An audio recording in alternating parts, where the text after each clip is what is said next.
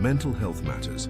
Welcome to Mental Health Matters, a podcast where we have open, honest, and compassionate conversations about mental well-being. Whether you're navigating stress, anxiety, burnout, or simply looking to better understand yourself and others, this is a safe space for learning, reflection, and growth. Each episode dives into different aspects of mental health, personal stories, expert interviews, practical strategies, and everyday mental fitness tips. No topic is too small or too heavy, because your mental health truly matters. Let's break the stigma one conversation at a time. Disclaimer: the content shared on Mental Health Matters is for informational and educational purposes only. It is not a substitute for professional medical advice, diagnosis, or treatment. Always seek the guidance of a qualified mental health professional with any questions you may have regarding your mental well-being. If you are in crisis or need urgent help, please contact local mental health services or emergency numbers in your area.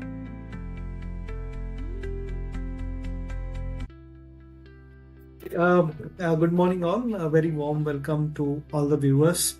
And today we are going to discuss on a topic called mental health matters. I believe this impacts every human being. So we have a guest called Tanuja.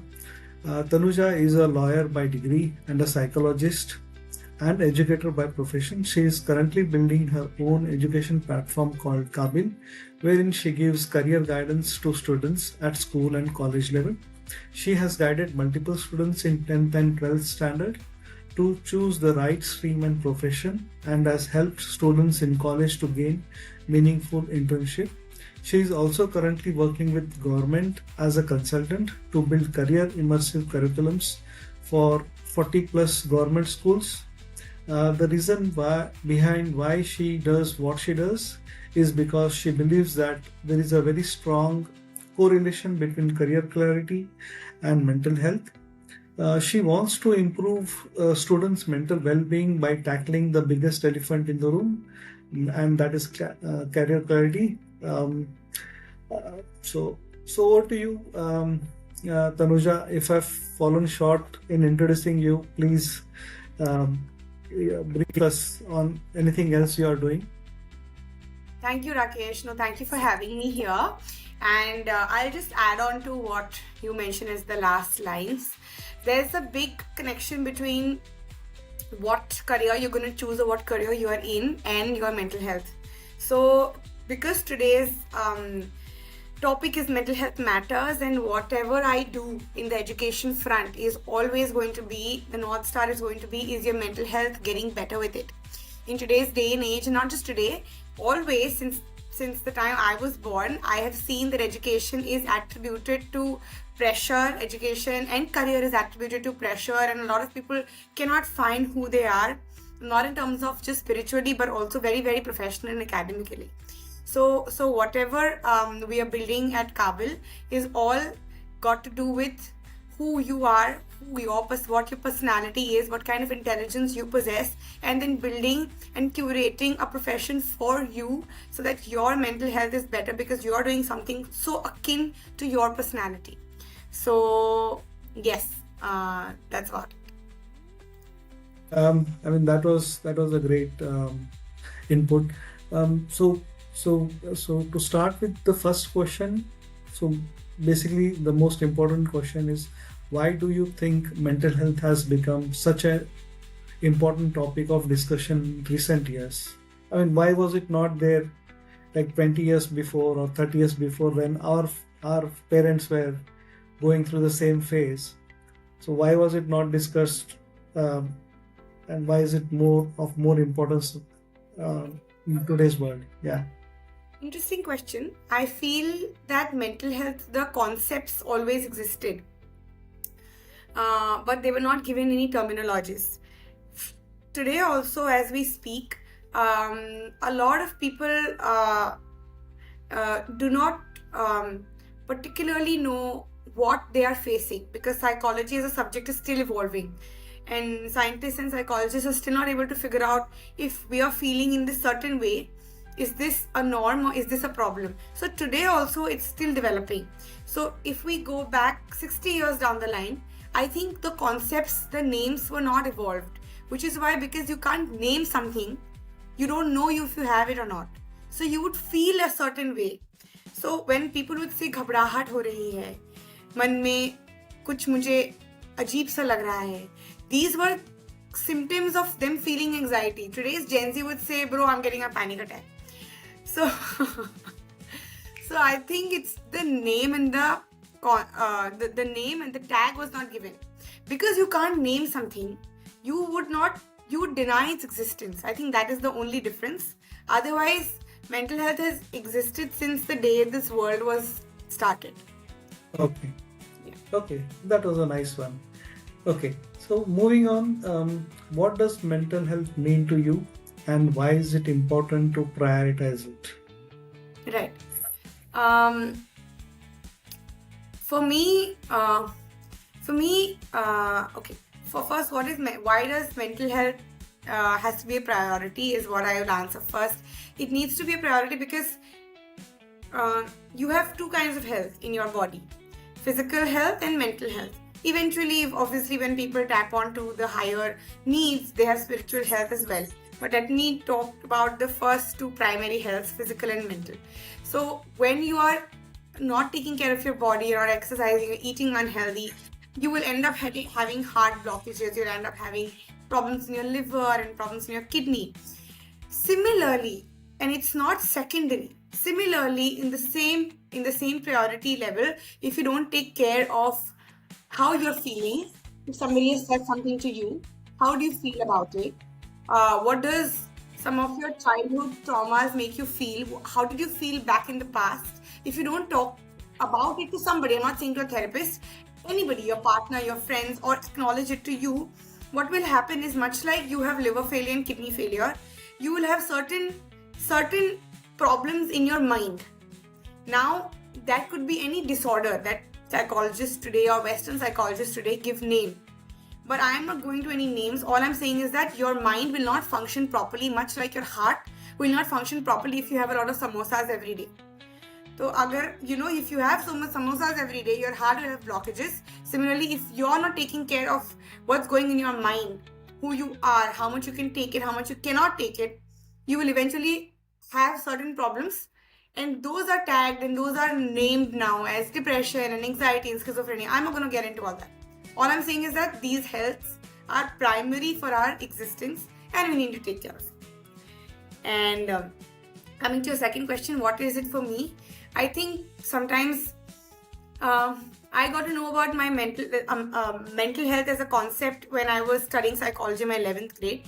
And my psychology teacher has given us very nice metaphor, which I don't forget at all.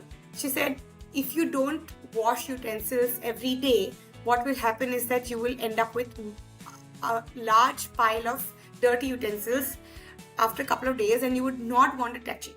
It'll be worse than what it was on day one. Correct? We agree to that. Similarly, if we don't take care of what's going in our mind, for example, we repress our emotions. We don't talk about our emotions. We don't talk about what we must feel bad. We don't talk it out time and again. What will happen is will be a huge, ugly, dirty pile of emotions that will be cluttered in our brains and mind, and it will be worse to cater than when it was in day one.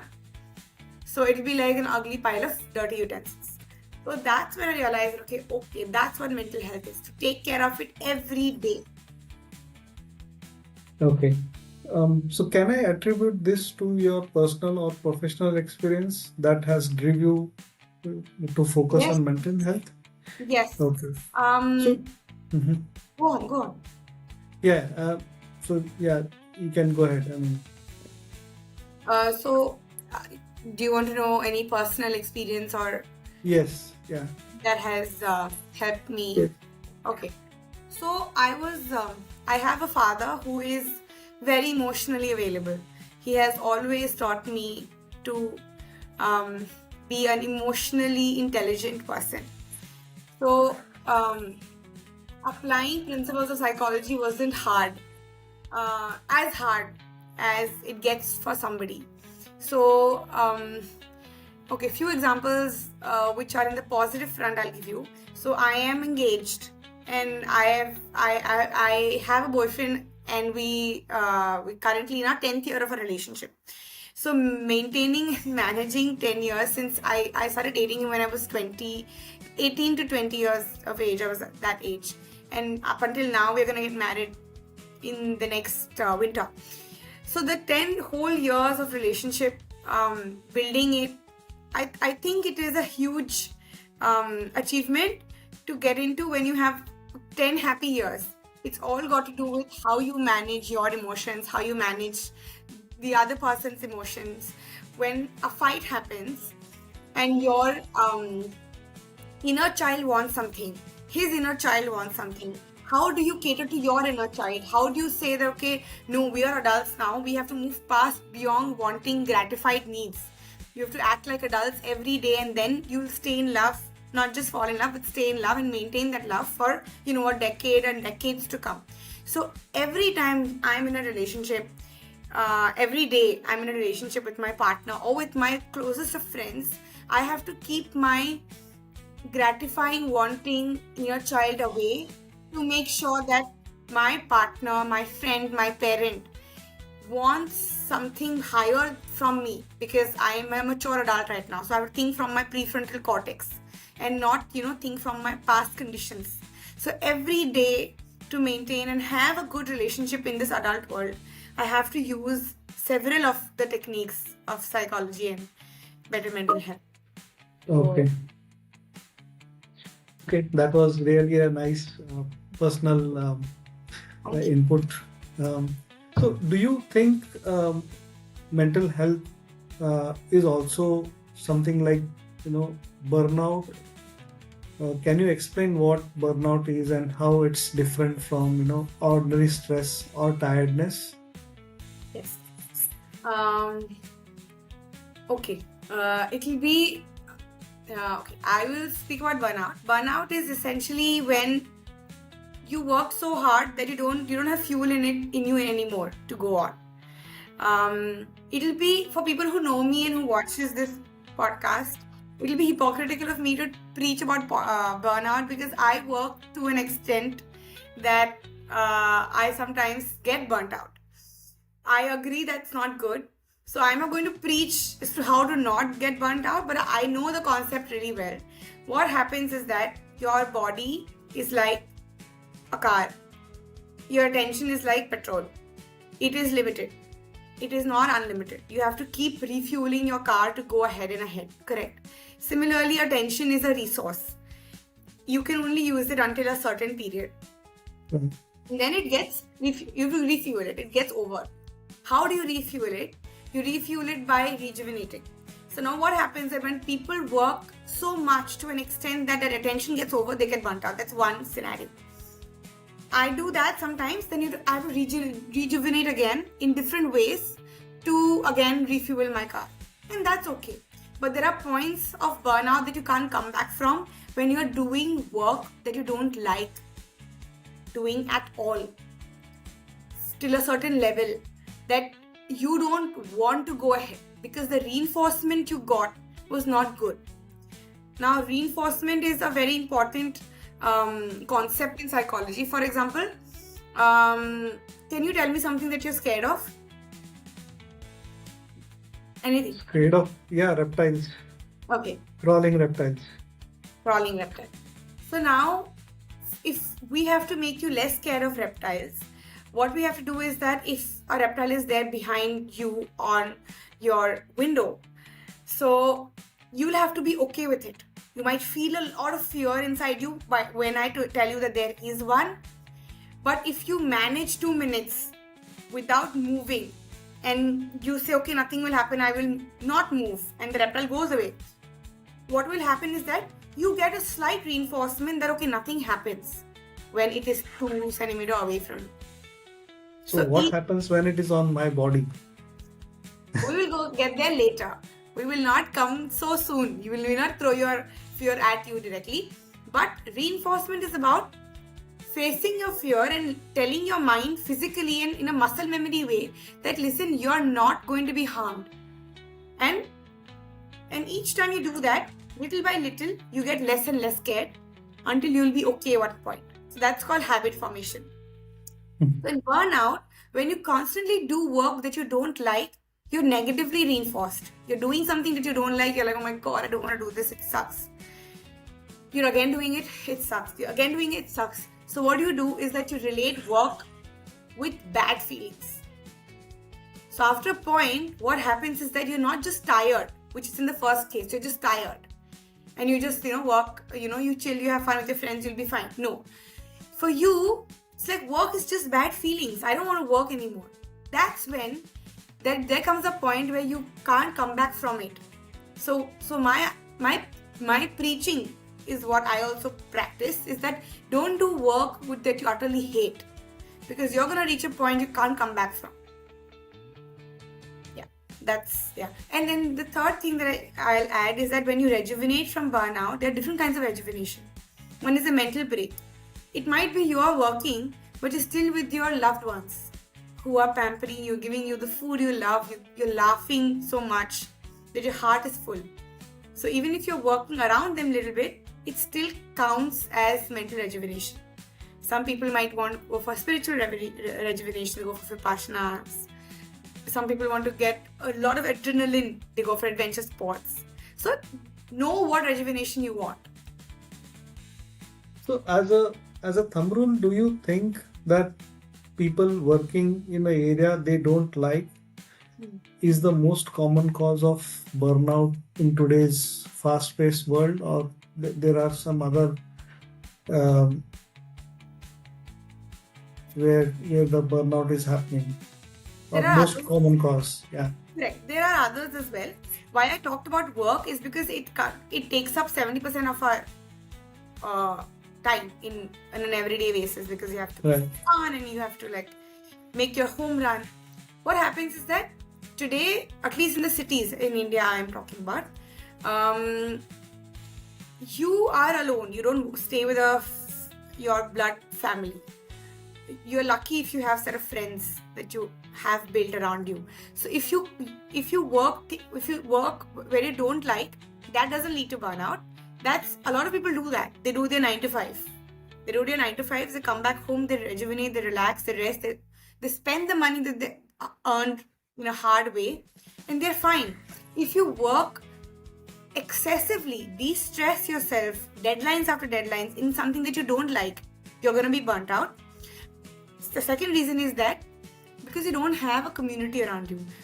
A man is a social being. We cannot stay without a community. It's and I have no shame to agree to that no matter how much of self-love I have, no matter how much of cocoon I want to be in with, my small family, a larger set of community is very necessary to breathe and live in this world. Because it takes a village not only to raise a child, but also to raise a human person in an adult world. You don't have so much in you to give, but everybody else will have little to give you. So we need to be in a community. So when people don't live in a community, they will hit a burnout real soon. Of the work situation as well. Sorry. Sorry. Yeah. So, are there any certain professions or lifestyles more prone to burnout than others? And if so, why do you think that way? I will not want to name any profession as such, particularly. Okay, this is a profession more prone to burnout, because I strongly believe that if you throw me in a batch of people in a room, we'll find people's personality similar to every kind of profession. So they just need to find which profession you're meant for. I'll talk about myself. I did law as a degree. I didn't do anything about law after that as a profession. I didn't work as a litigation lawyer. I didn't work in the courts. I didn't work in the law firm. I didn't work nothing. Everything I did was related to people management. Everything. I can call everything under that. People management and innovation. Law was just a small part of a whole people management thing. I didn't work anywhere there. That's because I understood that my personality is not similar to being a lawyer. If I would have done that, I would have been burnt out. But there are people and friends of mine who are doing great as a lawyer working in the legal sector. And they're not burnt out, they're enjoying it. So the point is that for some people that can be burnout profession, some people it couldn't be. So the point is to find out who you are. Why am I emphasizing so much in the who you are factor is because when we are until 12th standard etc., we are told either we are intelligent or not intelligent. The whole norm, the whole concept is flawed. I was introduced to Howard Gardner's several types of intelligence. It says you can be numerical intelligence, which is mistaken as to be a general intelligence in the whole Indian ecosystem. You're good at maths, top intelligent, you're intelligent. That's not the thing. There is interpersonal intelligence, which means that you'll be great at people management, leadership level front. Intrapersonal intelligence, where you know about yourself a lot. I think that's the highest kind of intelligence because you know yourself, you'll be able to customize your life as per you. Body kinesthetic intelligence, somebody who is a gymnast. Then you have spatial intelligence. People who are surgeons or people who are dancers, they know how to use their space. So what I'm trying to say is that if you know who you are, you'll be able to find out what profession is meant for you and what is not. Okay. Yeah. So there's another dependent thing called recognizing the signs of a burnout.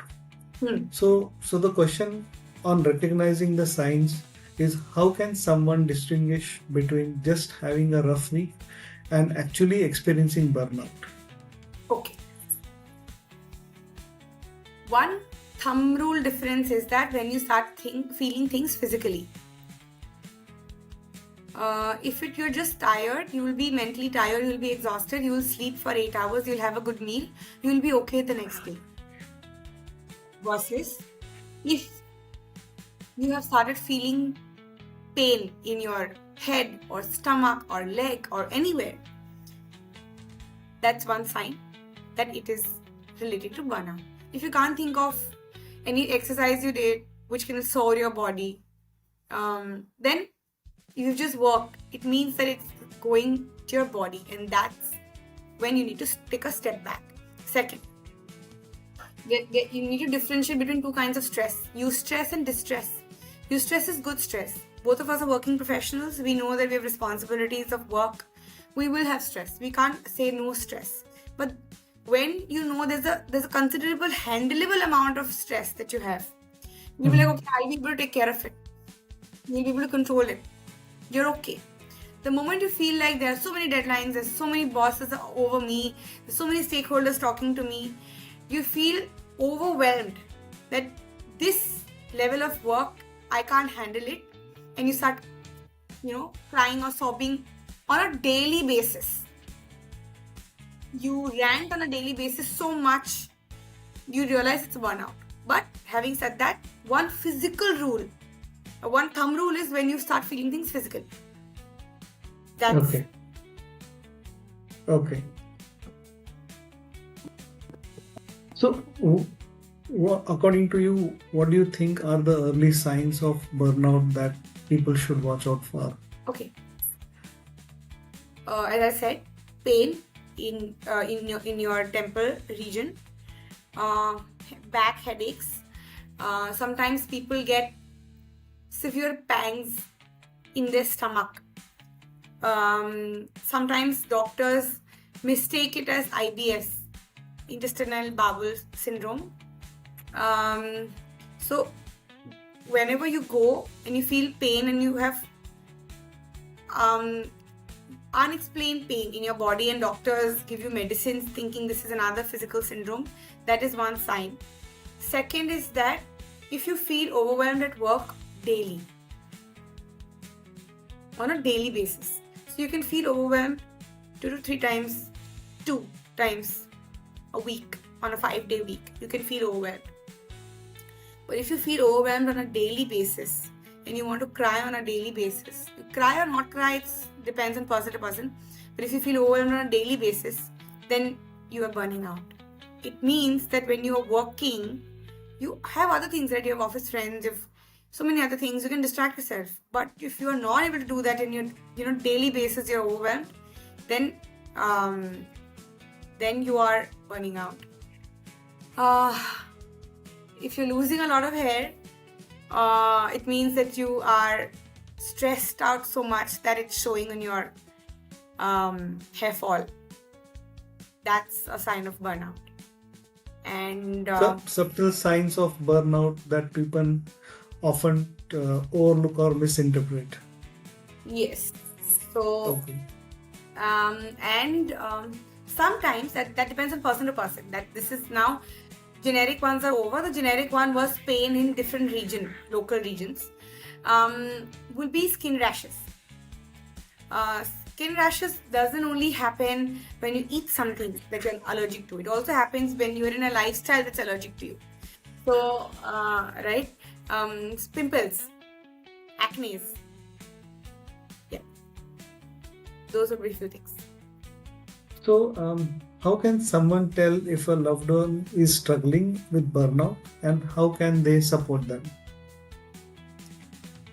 Yeah, it's actually much easier to for a third party to see, for a loved one to first find out the signs of a burnout, because the person who is facing this will always be in denial.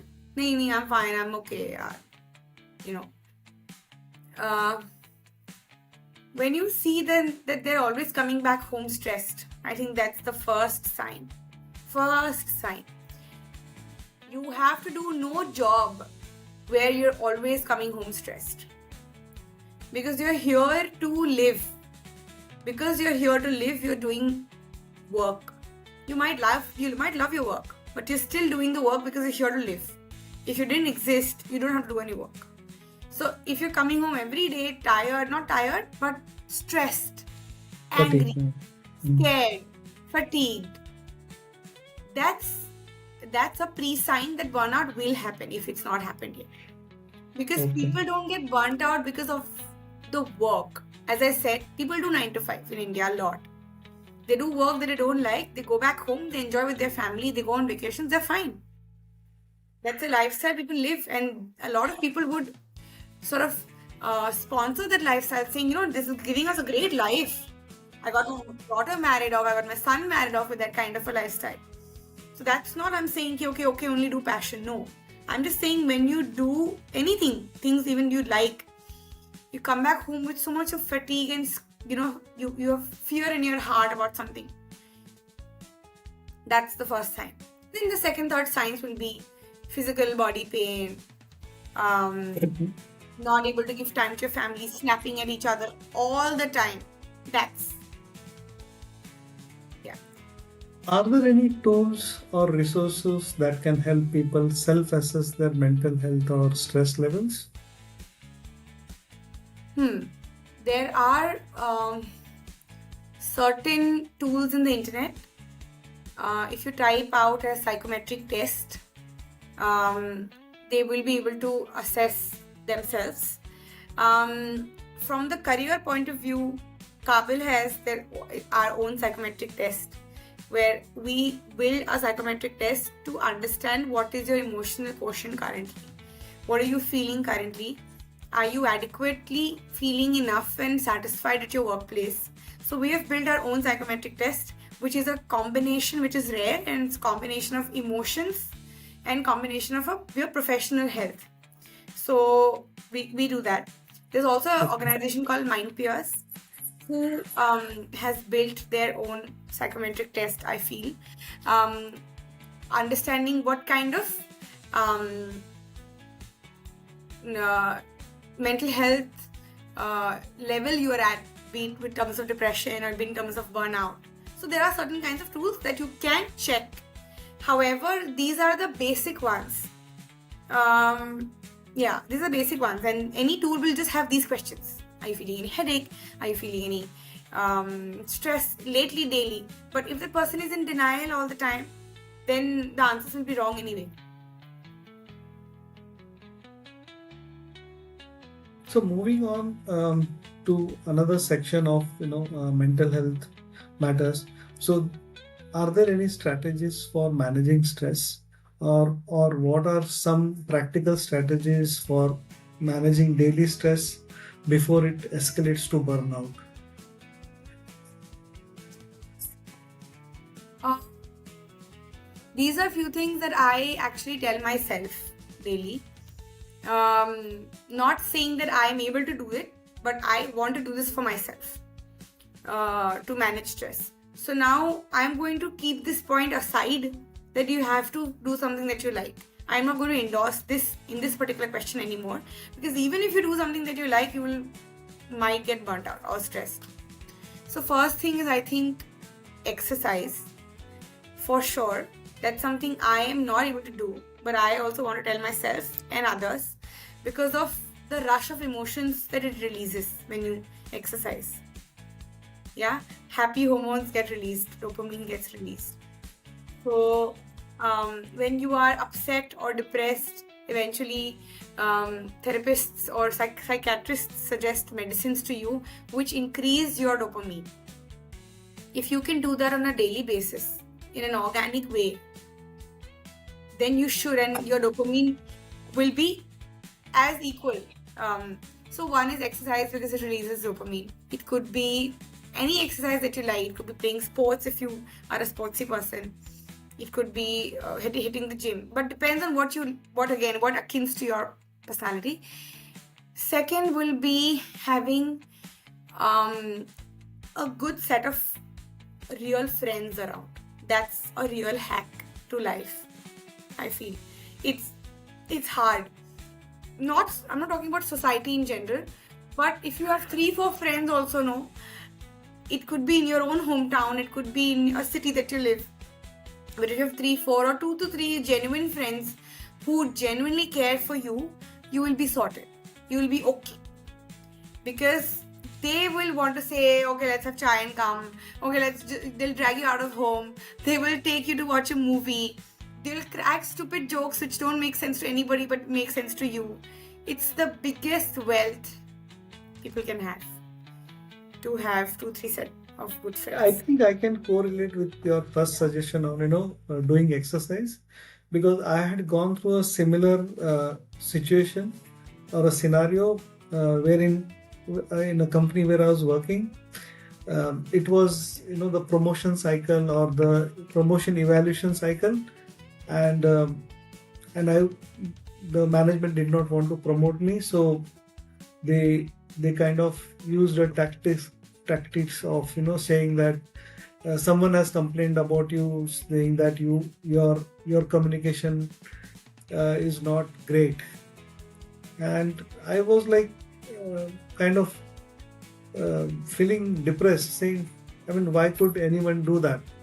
And I felt so low that day that I just went home in the second half of the day. I was staying away from my family, so my family was not with me, and then I just slept off for a couple of hours. But my depression level started increasing, and then when I was sharing a flat with my office colleagues. So he came and he said, and go to the gym to exercise. So, and we both went to the gym, and then after doing a couple of hours of exercise, the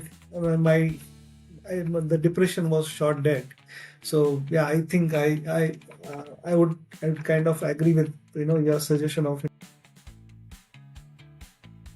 Rakesh, your voice went off. It's going down? Okay. Okay, I think I'll move on to the next question. Yes. Can you explain how mindfulness works and how someone new to it can get started? Okay. Things that I'm not, if you may allow me to skip this question, because I'm not great at practicing this, so I'm not an expert. on this. Okay, I think then the next question was on physical activity in managing stress, and we both agree that that is one of the main aspects of de-stressing. And Yes. yeah, okay. So what role do diet and sleep play in maintaining mental health, and how can we build healthier habits? Right. Uh, so exercise we've already mentioned. With regards to diet, I feel okay. I'm going to talk about what I do here. When you eat more oily food, when you eat food which is fried, you might get a spike of happiness at that point. I'm not denying that. People do that, and I also do that. You love the taste of it. Binging on chips or noodles while watching something. That's also a pleasure, honestly. I don't want to cut that out, but cannot happen daily. It has to be like an indulgence once in 2 weeks, etc. But on a daily basis, if you have less oily food, which is more baked or boiled, etc., I will tell you how you feel lighter, you feel more fresher, and you feel more energized.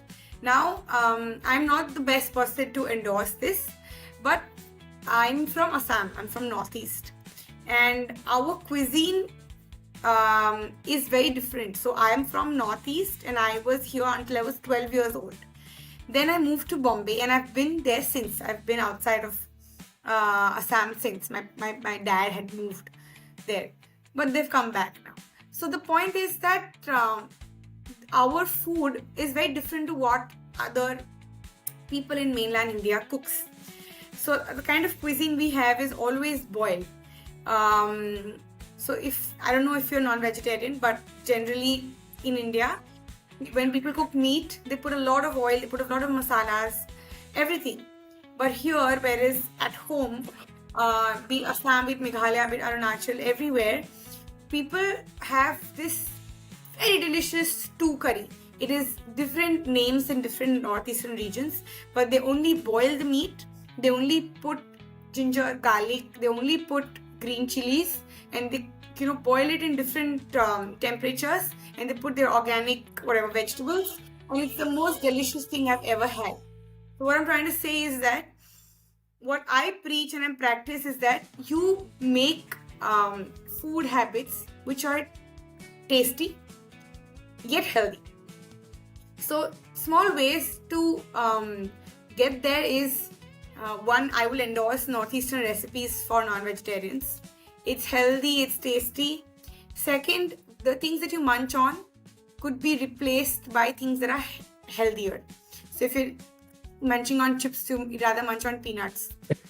There are very tasty makhanas nowadays, peri peri makhana and pani puri makhana and baked khakras. So I feel like we need to get to alternatives to have a healthy habit of eating. So that's what I tell myself. The second thing that I tell myself, which might be a bit too preachy, is to get to 10,000 steps a day. Sometimes I don't even get to 100 steps a day, to be honest. But walking in the middle of work day is something that people need to build. And yes, to yeah. I mean, I have a very funny experience on this word stress. So long time back in my career, I was in Kenya, and there I had a colleague from Egypt, and when I first met him, he was of normal size and stature, and then after that phase, I met him after 6 months, and I couldn't believe my eyes, because he had grown 2 times or 3 times fat. And then I asked, what is the reason for you to be so fat in just this 6 months time? Then he used a word called Rakesh stress.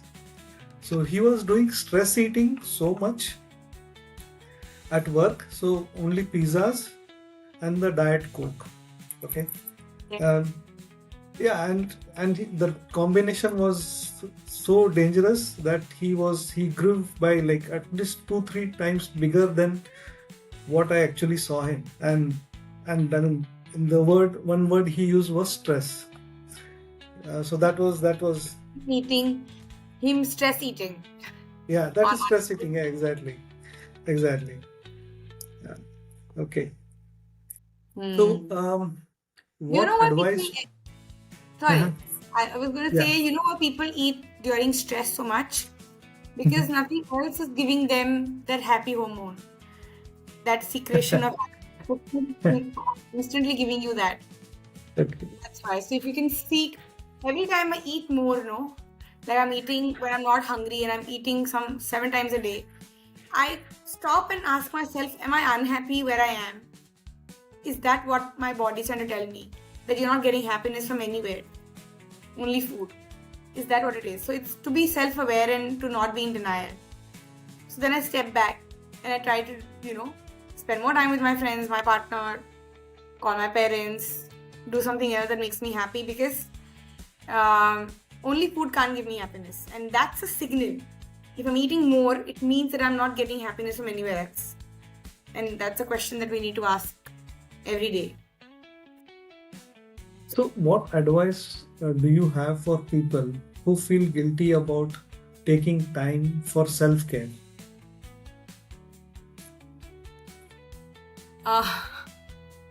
Okay, good question. Self-care can be so many different types, honestly. One, there are so many people, they do different kinds of self-care. I will not talk about myself only, because I don't fall into the generic conventional type of taking self-care. One is emotional self-care, one is say physical skincare, self-care.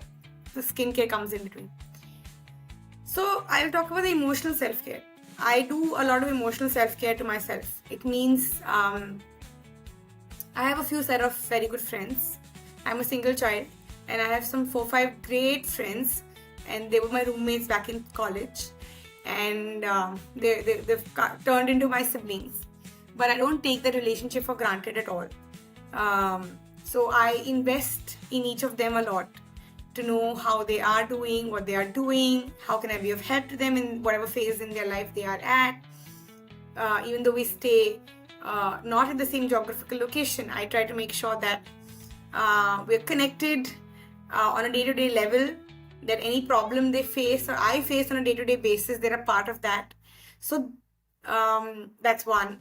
That's one kind of self-care I allow myself to do.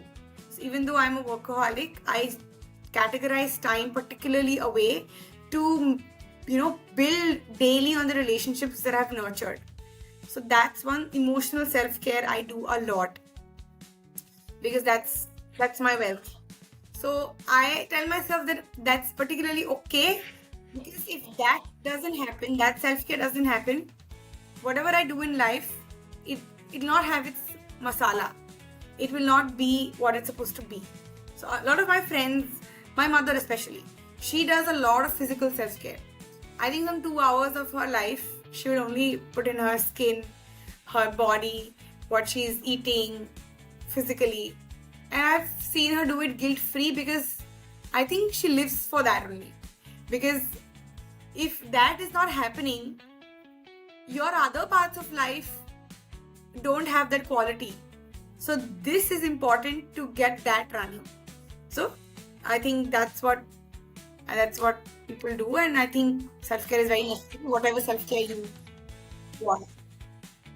Okay. So on overcoming the burnout, so what are the first steps someone should take if they realize they are experiencing burnout? Because we spoke about exercising, but going to gym and doing exercise is a long process, right? But what are the first steps which can be done like instantly when you want to do overcome burnout? The instant step would be,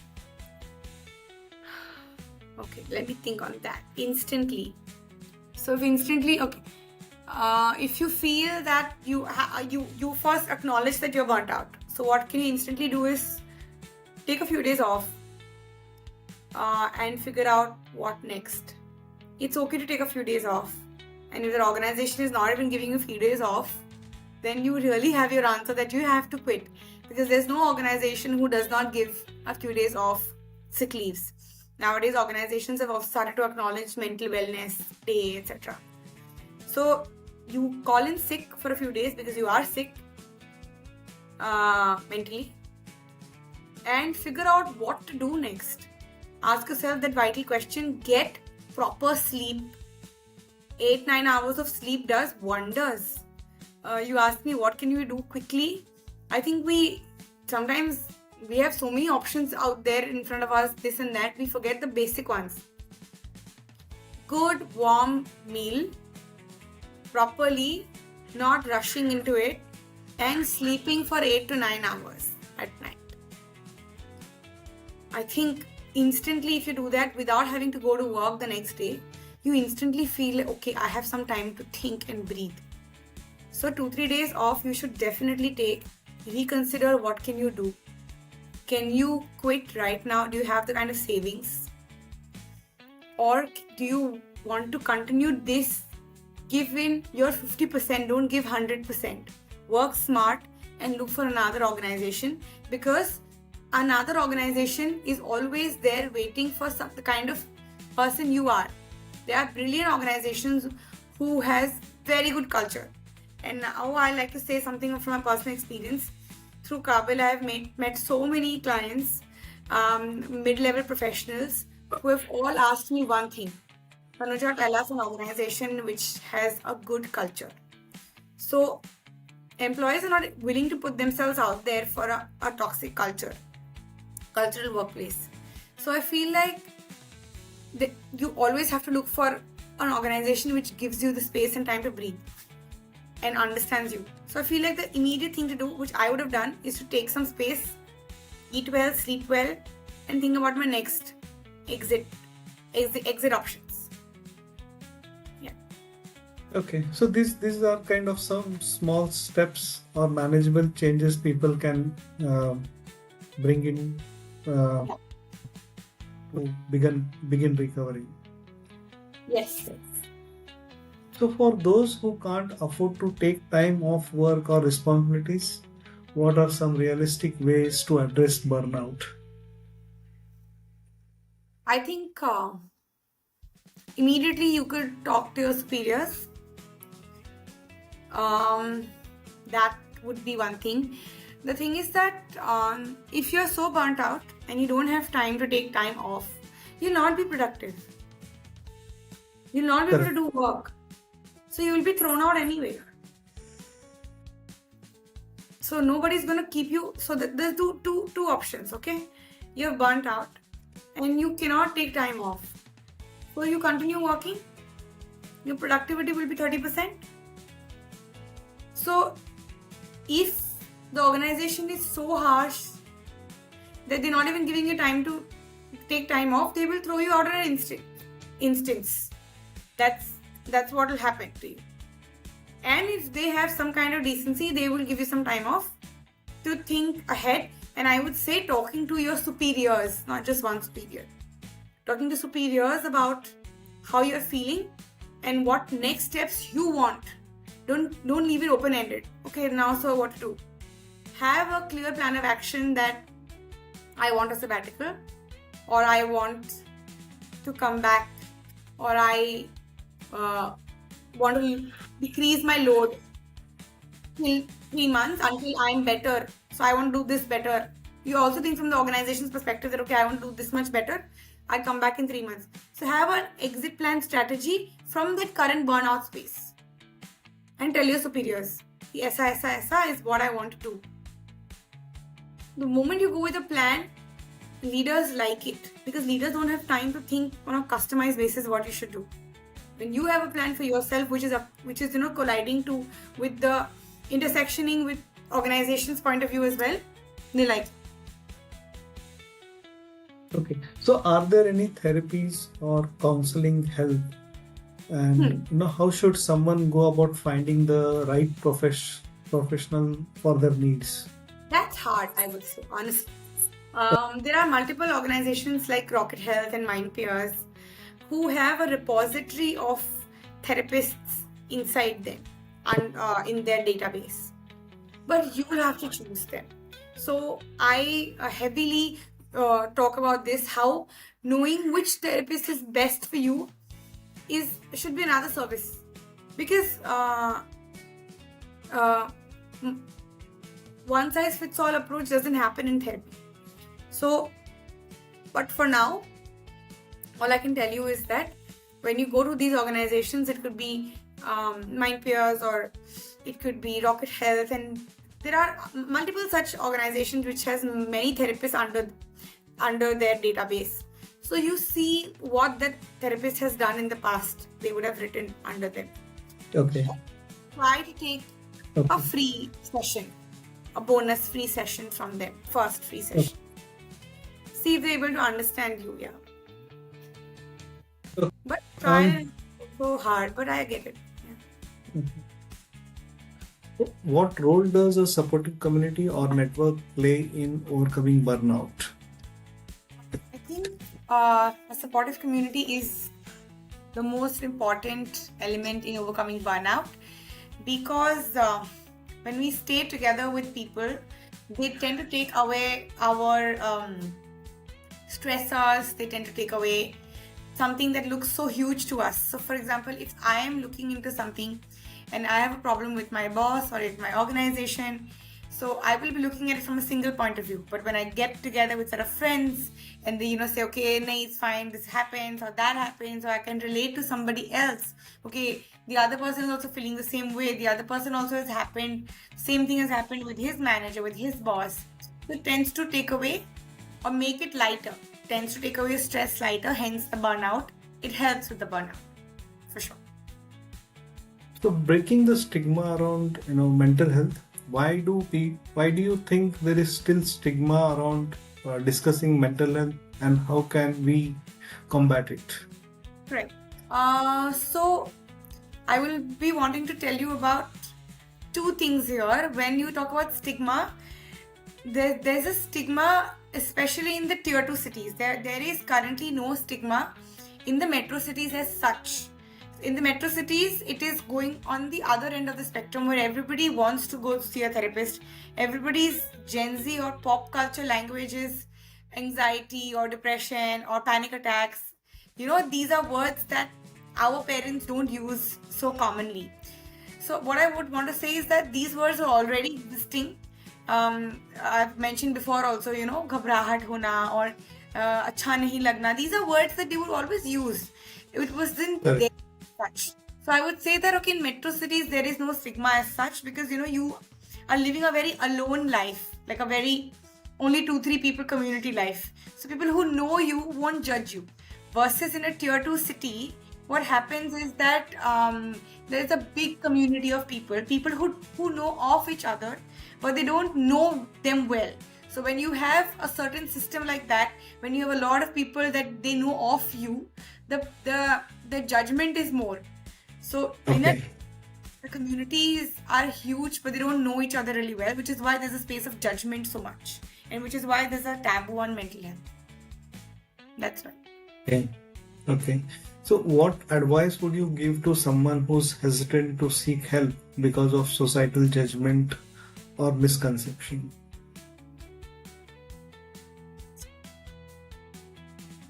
Repeat your question, please.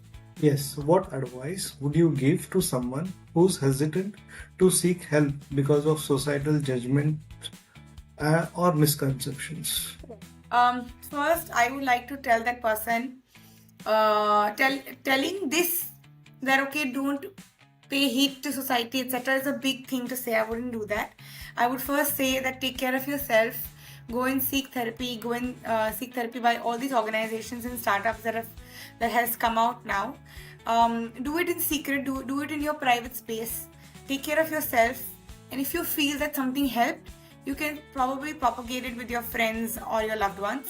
But you don't have to tell the world, or you don't have to tell anybody for that matter that you're seeking help. The best part about mental health is that it can be private and people agree to that and acknowledge that. So I would say that think deeply, take a confidential session, and yes, that's what I would say. So apart from individuality, stepping into corporate world, how can workplaces foster environment that support mental health and prevent burnout? Mental health can be supported by organizations in two ways, I think. One is a very culture-driven way. Culture-driven way could be when an organization and its founders and its leadership believes in the concept of work-life balance, in the concept of boundaries with employees. That's where there's a culture-specific focus on organizations. If that is not there and you still give a mental wellness day, it won't translate to real mental health wealth, actually. Okay. So that is one way. The second way would be to have systemic approaches. So having mental wellness day off, or having, say, off days for women, for periods, because before and after periods there's a mental health mood surge that happens, correct? And I think focusing on team building activities, not on the periphery front, but genuinely as people coming together who have worked with each other for so long, so genuinely inculcating bonds between them. I think that's how mental health can be propagated. Okay. So moving on towards our closing questions. If listeners could take away one message about mental health from this episode, what would you want it to be? All right. Mental health is a big concept, and I particularly delve into the career aspect of mental health. So if your career is not set, you don't feel that you are satisfied, you get work-life balance, you're doing what you want to do out there, whatever you want is not what is getting translated in the real professional world, so your mental health takes a hit. So I talk about and I work thoroughly with the career aspect of mental health, and I would heavily suggest that be it students or be it employees, be it mid-level professionals, they should choose careers which are akin to your personality. So for example, if you were a student and you feel like you are great at maths, you're great at physical things, go ahead and take science. But you think that it's a burden on you, do not do that. Somebody who has taken up arts would do much better than you who genuinely like that subject. Similarly, for people who are in the mid-level professional journey, if you know you're an individual contributor, do not go for that team building role as yet. Introspect, learn more on the job, and then do what is akin to your personality. So what I'm trying to say is that your career will be very intrinsically woven to what the kind of personality you are. Know it, understand it, and then build a career accordingly. You will be happier in your professional journey, and it will help your mental health as well. Okay. What's one simple action someone could take today to start improving their mental health? One simple action could be journaling or telling a friend or whoever you feel comfortable about your current true feelings. So how you're feeling on an everyday basis about your everyday life, or about the big questions that you have about life. That helps me get through things.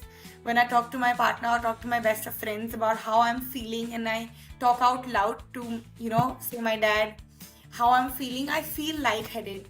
I feel clear. So somebody who don't want to talk can journal about their feelings, can talk to their friends, but be real about how you're feeling, and that's the starting point in you feeling better. Are there any resources, books, or tools you would recommend for listeners who want to learn more about managing stress and burnout? Rakesh had said that I don't have an answer to that question. Okay. Yeah, I will skip this question then.